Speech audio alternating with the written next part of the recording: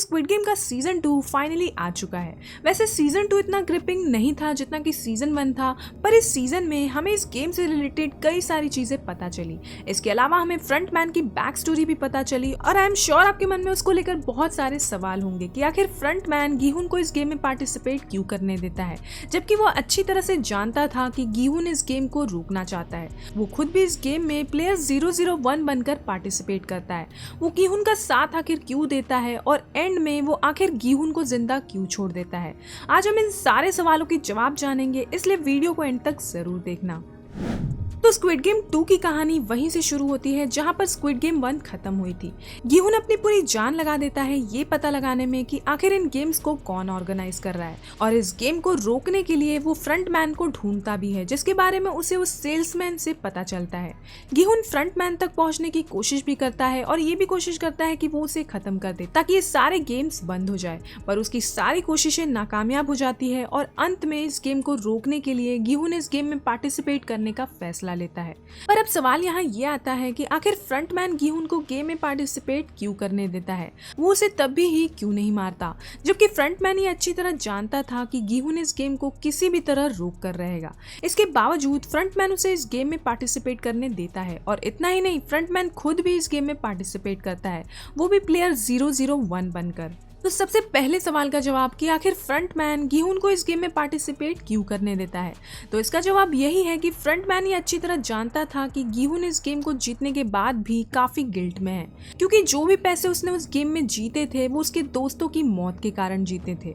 Frontman ये अच्छी तरह जानता था कि गीहुन किसी भी तरह इस गेम को बंद करवा कर ही छोड़ेगा, इसलिए आई थिंक गीहुन को रोकने के लिए फ्रंटमैन ने उसे इस गेम में पार्टिसिपेट करने दिया, और उसे और भी ज्यादा कमजोर करने के लिए फ्रंटमैन ने खुद भी इस गेम में पार्टिसिपेट किया। यही वजह थी कि इस पूरे सीजन के दौरान फ्रंटमैन प्लेयर 001 बनकर गीहुन से दोस्ती करने की कोशिश करता है। वो गीहुन को अपने पास्ट के बारे में भी बताता है ताकि वो उसका ट्रस्ट जीत सके और बाद में गीहुन को मैनिपुलेट कर सके।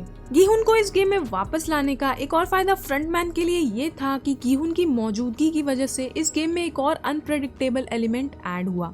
गीहुन के इस गेम को रोकने की जो कोशिश थी, उसने इस गेम में और ड्रामा ऐड किया, जिससे वीआईपीज को ये गेम और भी ज्यादा एंगेजिंग लगा होगा। इस पूरे सीजन के दौरान हमें फ्रंटमैन के पास्ट के बारे में काफी कुछ पता चलता है, जैसे कि हम ये जानते ही थे कि फ्रंटमैन दरअसल डिटेक्टिव जुनहो का बड़ा भाई इन्हो है, और उसने 2015 में इस गेम में पार्टिसिपेट किया था और वो इस गेम को जीत भी चुका है। पर इस सीजन में हमें फ्रंटमैन के पास्ट के बारे में और भी कई बातें पता चली, जैसे कि इन्हो अपने छोटे भाई जुनहो की तरह ही एक पुलिस ऑफिसर था।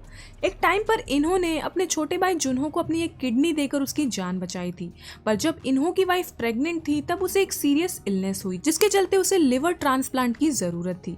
इन्हो के पास इतने पैसे नहीं थे कि वो उसका इलाज करवा सके, और तभी इन्हो के एक पुराने क्लाइंट ने उसकी मदद की और उसे पैसे उधार दिए। पर जब इन्हो के सुपीरियर्स को इस लेन देन के बारे में पता चला, तब इन्हो पर रिश्वत लेने का आरोप लगाया गया और उसे जॉब से निकाल दिया गया। कुछ टाइम बाद उसकी वाइफ भी उस इलनेस की वजह से मारी गई, और जो कर्जा उसने अपनी वाइफ के इलाज के लिए लिया था, उस कर्जे को चुकाने के लिए उसने 2015 में हुए स्क्विड गेम में पार्टिसिपेट किया। वो इस गेम में जीत तो गया, पर वापस अपनी जिंदगी में लौटने के बजाय उसने इस फ्रंटमैन की पोजीशन को एक्सेप्ट किया। ऑब्वियसली इल्नाम, जो कि इस गेम को ऑर्गेनाइज करता था, उसे ब्रेन ट्यूमर था और वो काफी बूढ़ा भी हो चुका था, तो उसे किसी ऐसे इंसान की जरूरत थी जो उसके बाद इस गेम को ऑर्गेनाइज कर सके और सारा काम संभाल सके।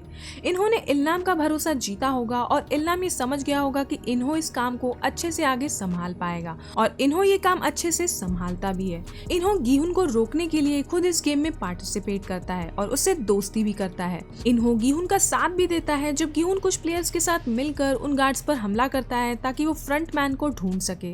गीहुन प्लान के मुताबिक गार्ड्स पर अटैक करके कंट्रोल रूम तक पहुंचने की कोशिश भी करता है, पर एंड में इन्हो गीहुन को बेवकूफ बनाता है और उसके सारे दोस्तों को मार देता है, और गीहुन को ऐसे दिखाता है कि प्लेयर 001 भी मर चुका है, क्योंकि गीहुन ये नहीं जानता था कि प्लेयर 001 ही फ्रंटमैन है। आखिरकार इन्हो अपने फ्रंटमैन लुक में गीहुन के सामने आता है और उसकी आंखों के सामने ही उसके दोस्त जोंग बे को मार डालता है, पर वो गीहुन को नहीं मारता, वो उसे जिंदा छोड़ देता है। अब सबसे इम्पोर्टेंट सवाल यहाँ ये आता है कि आखिर फ्रंटमैन गीहुन को जिंदा क्यों छोड़ता है, क्यों उसने इस पॉइंट पर गीहुन को नहीं मारा।